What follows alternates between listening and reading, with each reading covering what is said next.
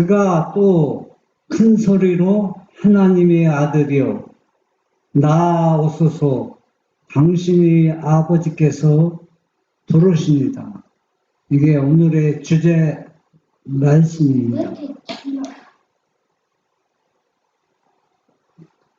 금요일 날 아들을 십자가에 못 박도록 내어주신 그 아버지의 심정, 누가 그 헤아리고 생각하고 있겠습니까? 모든 사람들은 다 그것을 잊어버리고 있습니다. 그 아버지가 지금 아들이 어디에 있습니까? 땅속에 무덤에서 죽은 자로 누워 있습니다. 그런데 이제날 아주 일찍 새벽에 천사를 보내서 지금 천사가 지금 얘기하고 있습니다. 당신이 아버지께서 부르십니다. 나오세요. 이 천사가 이 소식을 예수님을 부르러 올 때 그 마음의 심정이 얼마나 기뻤겠습니까? 아마 지금 예수님을 못 박은 사람이나 또 예수님이 죽어서 실망당한 사람이나 시간 가는 것을 거의 잊어버리고 있었을 즈음에 이 천사나 하늘에서는 이 시간이 얼마나 다가오기를 기다리고 있겠습니까? 이 소리를 듣는 죽었던 아들 예수님은 자기 생명으로 아버지가 부르신다는 그 소리의 음성을 듣고 스스로 자기 생명으로 무덤에서 나왔다는 얘기입니다. 이분은 생명을 누구한테 빌린 게 아닙니다. 자기의 생명을 가지고 부활하셨다는 얘기입니다. 요한복음 20장 9절 10절에 보면 저희는 성경에 그가 죽은 자 가운데서 다시 살아나야 하리라 하신 말씀을 아직 알지 못하더라. 이에 두 제자가 자기 집으로 돌아가니라.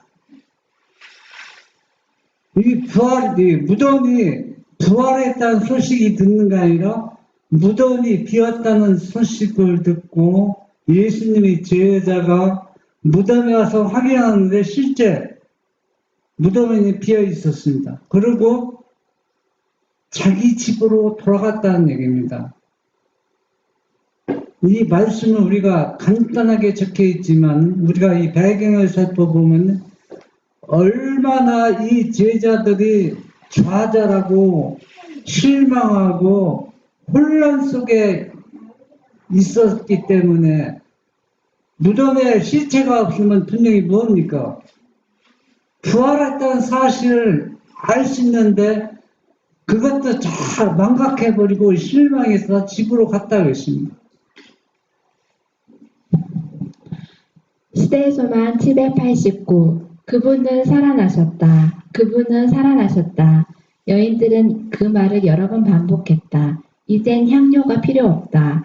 구주는 죽어 계시지 않고 살아 계신다. 예수께서 자기의 죽음을 말씀하시면서 다시 살아나리라고 말씀하신 것을 그들은 이제야 기억할 수 있었다. 그날은 이 세상에서 얼마나 경이로운 날인가. 그 여자들은 무서움과 큰 기쁨으로 빨리 무덤을 떠나 제자들에게 알게 하려고 다름질하였다. 네. 여러분들 분명히 마태복음, 마가복음, 누가복음, 요한복음에 가셔서 예수님이 부활한 그 장을 한번 사복음서를 다 한번 읽어보세요. 읽어보시면은 여자들이 그 중에서 막달라 마리아가 선두로서 또 마리아 또 몇 분과 또 여자들이 다 그 무덤에서 만나게 된 겁니다. 각자 처소가 다르지만은 무덤 앞에서 만나서 예수님이 시체가 없기 때문에 향료를 붓기 위해서 갔는데 시체가 없기 때문에 향료가 필요가 없어요. 그래서 이들은 처음에는 예수님이 부활했다는 걸 생각하지도 못했습니다. 그냥 이 소식을 제자들에게 전해주기 위해서 제자들이 갔습니다. 그래서 그 다음에 예수님이 만나고 예수님이 부활했다는 사실을 여자들이 알고 또 제자들에게 재차 전해주는 장면입니다. 여기에서는 그 장면이 있지만은 여러분들이 예언의 신과 시대의 소망과 그 예수님이 부활하셨다는 성경장을 보면은 여러분들이 더 자세히 이해할 수가 있습니다. 이들은 지금 예수님이 부활했다고 기뻐 소리치고 있지만은 실감을 못 느끼고 있어요. 스스로 예수님이 부활했다고 기뻐하면서도 실제 기쁨을 느끼지 못하고 있다는 얘기입니다. 시대의 소망 789 마리아는 그 기쁜 소식을 듣지 못했다. 그는 사람이 주를 무덤에서 가져다가 어디 두었는지 우리가 알지 못하겠다는 슬픈 기별을 가지고 베드로와 요한에게로 갔다. 제자들은 급히 무덤에 달려가 마리아의 말이 사실인 것을 발견하였다. 네. 이 마리아는 나사로가 죽었다 살아난 그 누이입니다. 이 마리아가. 누이인데 이 마리아도 무덤에 와서 무덤이 뭐 있다는 거예요. 비었다는 소식을 제자들에게 전해주는 겁니다. 여러분, 이 무덤 보이죠? 네. 이 무덤에서 지금 이게 여자들이 보고 있죠? 네. 보는데 무덤이 사람이 있을까요? 없어요. 없어요. 왜 없을까요? 예수님 살아나셨어요. 예, 예수님이 살아났기 때문에 무덤이 비어 있습니다. 그런데 예수님이 살아났다는 소식을 듣고도 이 빈 무덤을 생각하면서 지금 제자들과 많은 여자들이 뭐입니까? 혼란과 고통과 괴로움 중에 있었다는 얘기입니다. 여러분 그게 이해가 됩니까? 아니 자신이 살아서 부활했다고 얘기했는데도 혼란 속에 있다는 얘기입니다. 왜 그럴까요? 여러분 못 믿었어. 못 믿는 게 아니라 눈으로 봤잖아요. 못 봤어. 눈으로 봤잖아요. 봤는데 예수님이 부활을 자기대로 상상했던 그 부활이 아니라는 얘기입니다. 그 부활이. 자기들이 상상했던 부활이. 그건 무슨 얘기냐면은 예수님이 하나님의 아들이 아니라고 거절한 유대인들이 자기네들이 상상한 하나님이 아들로 오지 않았기 때문에 그와 똑같은 모습이라는 얘기예요.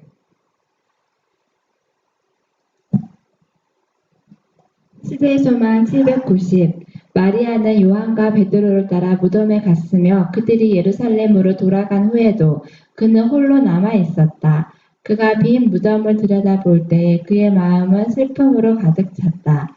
들여다보는 동안 그는 두 천사를 보았는데 하나는 예수께서 누워 계시던 머리 쪽에 그리고 다른 하나는 발 쪽에 있었다. 여자여 어찌하여 웃느냐 하고 천사들은 그에게 물었다.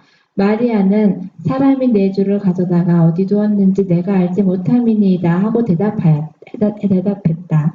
그 다음에 그는 예수님의 시체가 어떻게 되었는지를 자기에게 말해줄 수 있는 사람을 찾아야겠다고 생각하면서 천사들로부터 돌아섰다. 왜 여기서 이 마리아가 막달라 마리아가 아니고 나사로의 누이라고 생각할 수 있는 나사로 누이라고 예언에서 성경에 말하지 않습니다.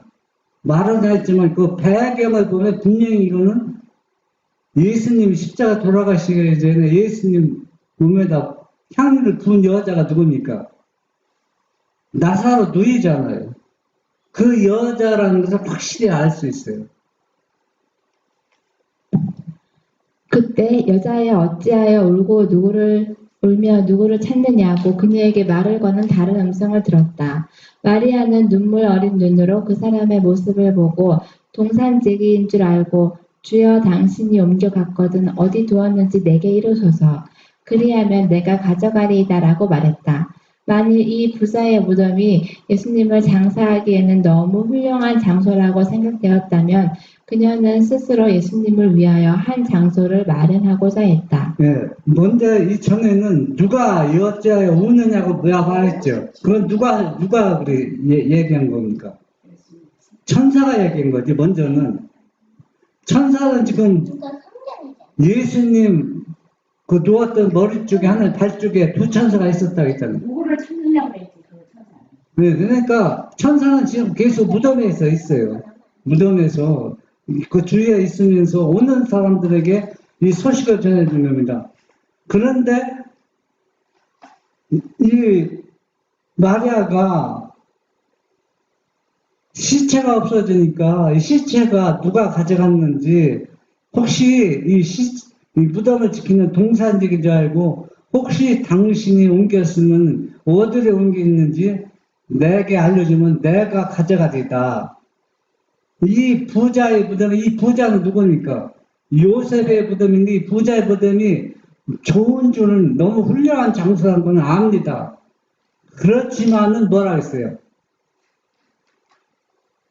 너무 훌륭한 장소라고 생각되었다면 그녀는 스스로 예수님의 한 장소를 마련하고자 합니다. 이 여인이 한 장소, 예수님 시체를 안치한 한 무덤 장소를 마련하고자 하는 것이 어느 장소인지 한번 보겠습니다. 사로가 죽었다 살아나는 그 장소.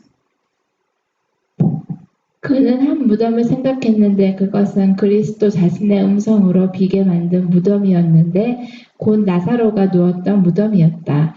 그녀가 그곳에서 주님을 장사할 곳을 찾을 수 있지는 않을까?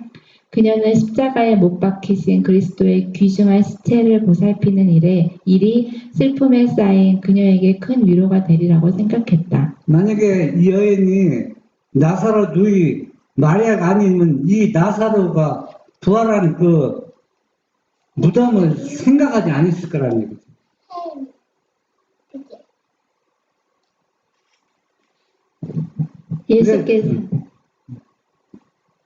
예수께서는 당신의 희생이 아버지께 간합되었다는 보증을 받기까지는 당신의 백성들이 드리는 경의를 받지 아니하셨다. 그분은 하늘 궁정에 올라가 하나님께로부터 사람들의 죄에 대한 당신의 속죄는 충분하였고 당신의 피로 모든 사람이 영생을 얻을 수 있다는 보증의 말씀을 친히 들으셨다. 아버지께서는 그리스도와 맺은 언약을 인정하시고 회개하고 순종하는 자들을 받으시며 당신의 아들을 사랑하시는 것처럼 그들을 사랑하실 것이다. 예수님이 십자가에서 모든 구속의 사업을 이루었다고 해서 그것이 끝나는 것이 아니라는 얘기입니다. 예. 그래서 예수님이 부활하시고서 또 누구한테? 자신의 아버지한테 비준을 받아야 돼. 예? 내가 십자가를 통해서 내가 어린 양에 대해서 희생 제물이 되어서 온 인류의 죄, 여기 계신 모든 사람의 죄를 내가 다 가져갔습니다.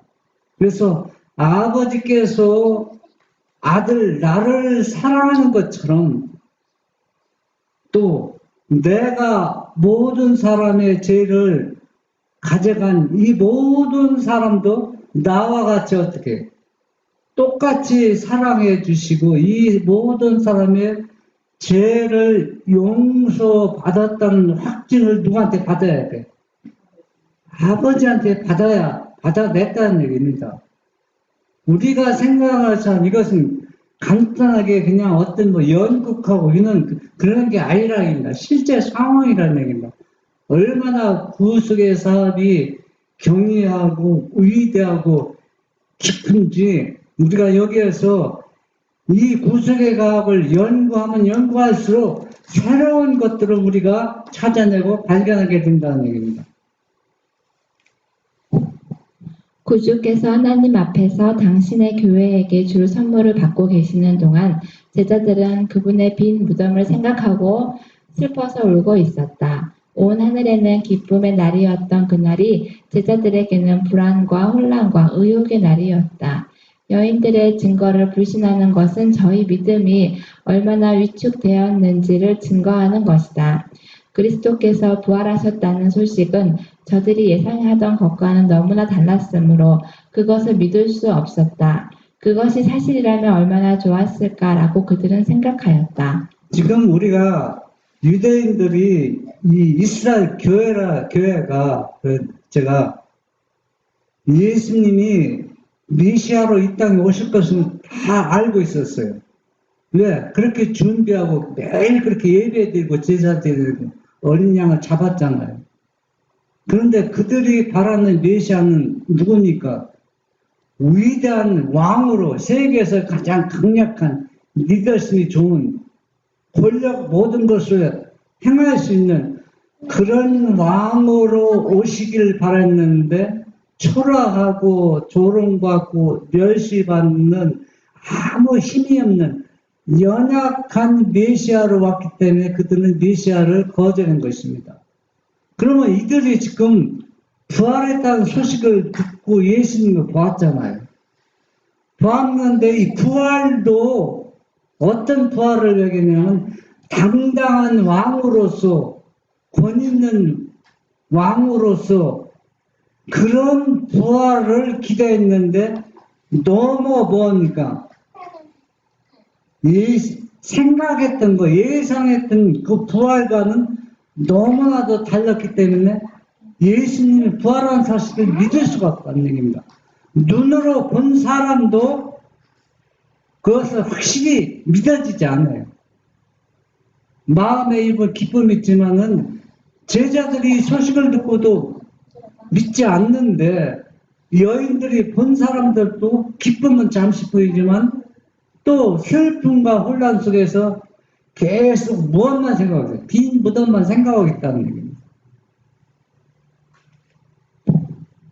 그래서 당신에게 줄 선물을, 이 선물은 아버지 앞에 비준을 받고 있잖아요. 확정을 받고 있는, 그렇게 하늘에서 아주 중대하고 귀중한 지금 약속을 받고 확정을 받고 있는데 그 시간에 제자들이나 많은 사람들이 비믿음 보고 실망하고 있었다는 얘기입니다. 시대의 소만 793. 예수께서는 그들을 버리지 않으셨다. 막달라 마리아는 자기가 주님을 보았다고 말하면서 그들에게 갈릴리에서 만나시겠다고 하신 초청을 반복해서 말했다. 세 번째 기별이 그들에게 보내졌다. 아버지께 다녀오신 후에 예수께서 다른 여자들에게 나타나셔서 평안하뇨 하시거늘 여자들이 나아가 그 발을 붙잡고 경배하니 이에 예수께서 가라사대 무서워 말라 가서 내 형제들에게 갈릴리로 가라 하라 거기서 나를 보리라 하시니라. 네. 여기에서 세 번째 제자들에게 소식이 전해졌습니다. 무슨 소식입니까? 예수님이 부활했다는 소식. 그러면 예수님을 부활했다는 소식을 전하는 사람은 진짜 누구를 본 사람이에요? 예수님을 직접 본 사람이라는 얘기입니다. 시대의 소만 794. 매우 명확하게 주신 이 약속을 들었을 때의 제자들은 당신의 부활에 대하여 예언하신 그리스도의 말씀을 생각하기 시작했다. 그러나 아직도 그들은 기뻐하지 않았다. 그들은 의심과 혼란을 물리칠 수 없었다. 여자들이 저희가 주님을 보았다고 말했을 때에도 제자들은 믿으려 하지 않았다. 그들은 여인들이 환상을 본 줄로 생각하였다. 한번 이 배경을 생각해보면 여러분 이해가 됩니까? 이해할 수 없죠. 본 사람이나 들은 사람이나 혼란 속에 빠져 있습니다. 이거는 우리가 하나님의 말씀을 전혀 연구하지 않았다는 얘기거든요. 그럼 하나님의 말씀, 예수님이 십자가에 돌아가시지만 3일 만에 부활한다는 이 예언들이 몇백 년 전에 주어진 이 예언들을 연구하고 말씀에 깊이 참고하고 기도했더라면은 이 소식을 들었을 때 그들은 얼마나 기뻐하겠습니까? 빈부들만 보고 슬퍼하지 않았다는 얘기입니다. 시대의 소망 794. 재난에 잇따라 또 재난이 밀려오는 것처럼 보였다. 그들은 주일 중 여섯째 날에 저들의 주님이 운명하시는 것을 보았고 그 다음 주 첫째 날에 주의 시체가 없어지는 것을 발견했다. 그뿐 아니라 그들은 백성들을 속이려고 그분의 시체를 도적질해 갔다는 비난을 받았다. 제자들은 이중의 고난을 받았습니다. 그렇게 의지했던 메시아가 죽었고 그것도 시체가 또 없어졌다는 누명을 쓰고 있습니다. 제자들 훔쳐갔다는 거. 그러면은 이런 일들을 당할 때 이 제자들이 주님의 하신 말씀을 기도하는 마음으로 깊이 연구하고 살펴보았다면은 이런 재난이 밀려왔을 때 이들은 절망하지 않았다는 얘기입니다.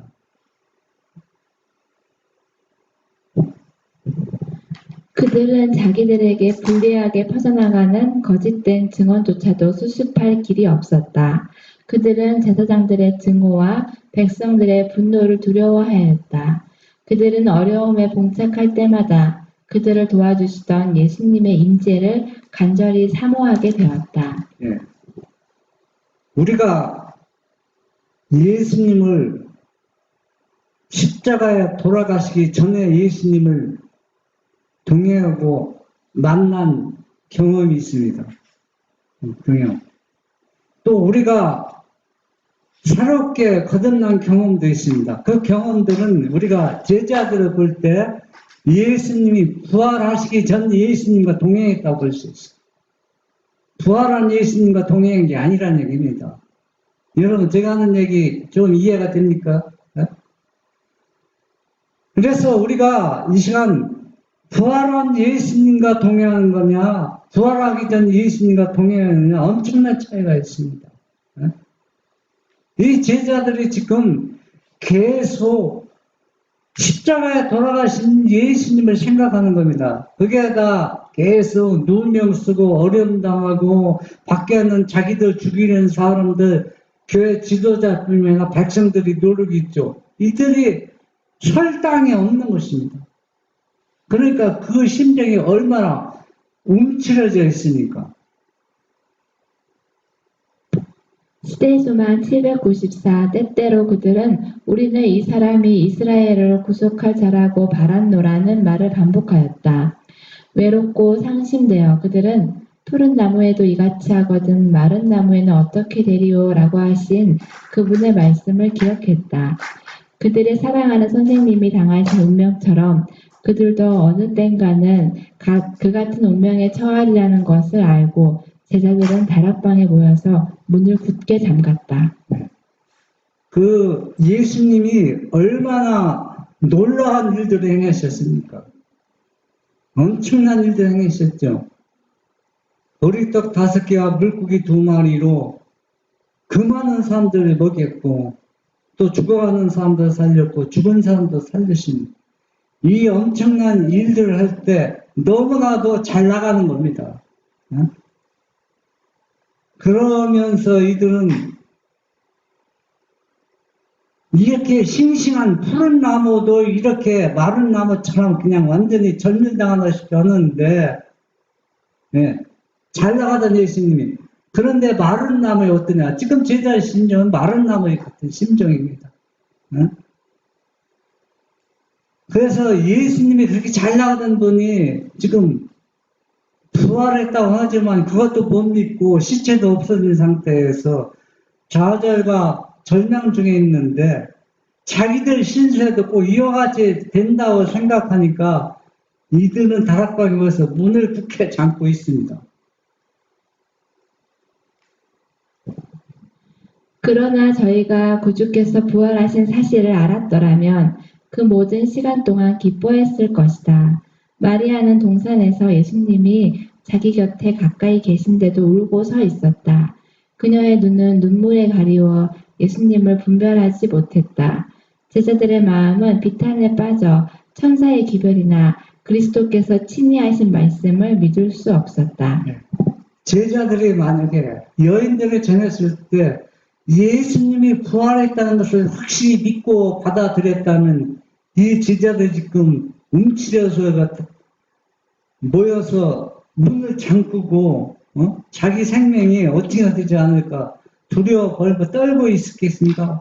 문을 박차고 일어나서 야 갈릴리로 가서 만나겠다 했는데 거기 가서 기다려요.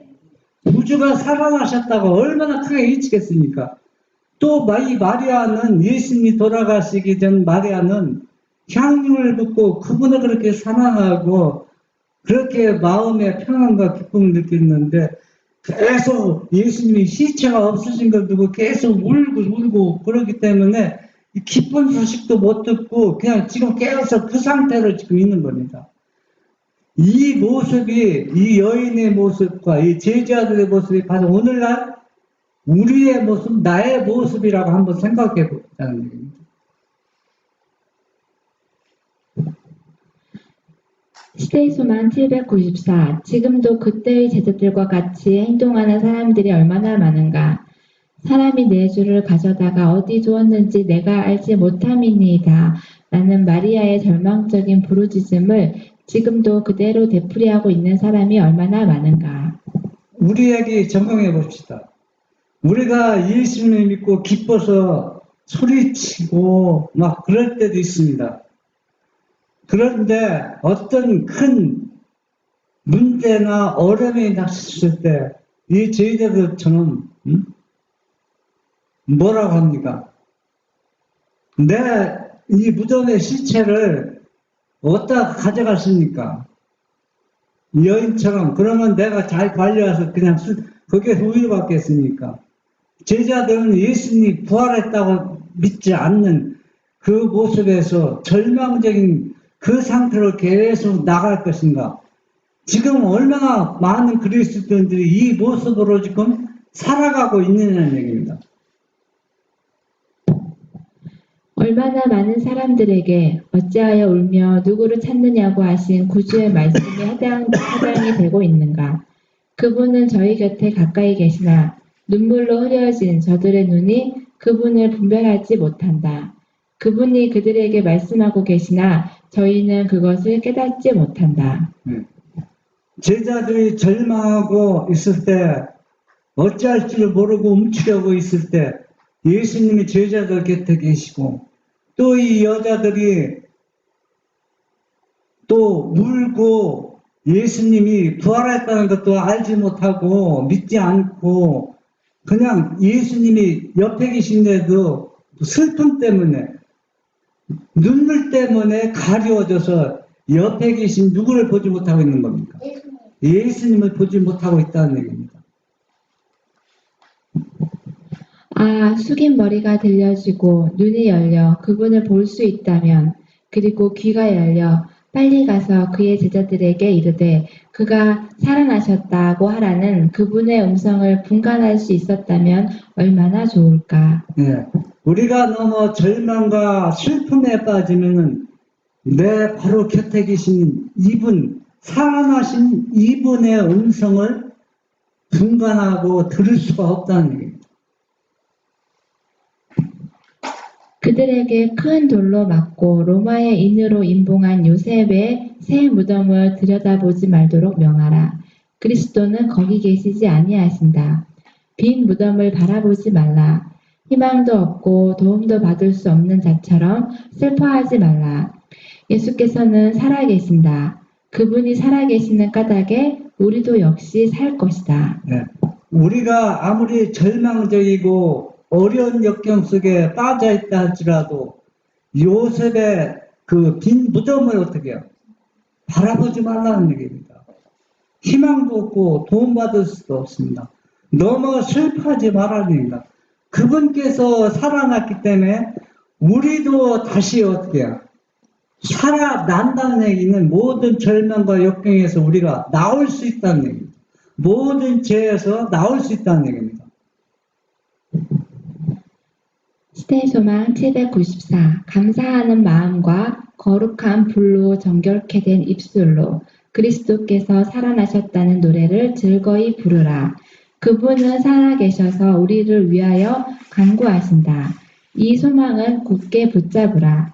그리하면 그것이 확실하고 믿을 수 있는 닷과 같이 영혼을 붙잡을 것이다. 믿으라. 그리하면 그대는 하나님의 영광을 보리라.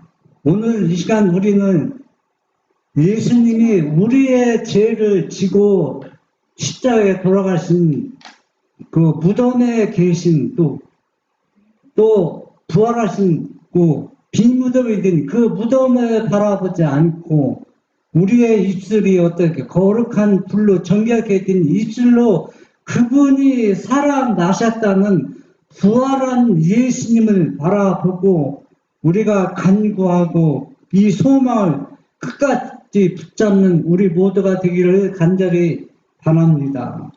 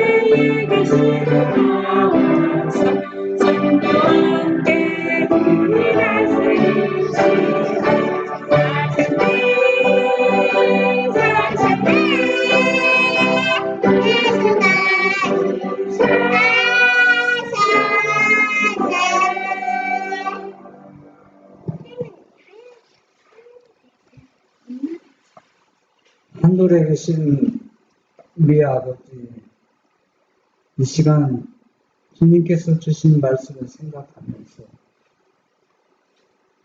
십자가에 돌아가신 예수님을 생각하는 것이 아니라 우리의 죄를 다 가져가시고 우리를 용서하시고 모든 죄와 절망에서 우리를 건져시키기 위해서 부활하신 그 예수님을 만나는 여기 계신 모든 분들이 될 수 있도록 그 믿음을 가질 수 있도록 인도하여 주시옵소서. 예수님의 이름으로 기도합니다. 아멘.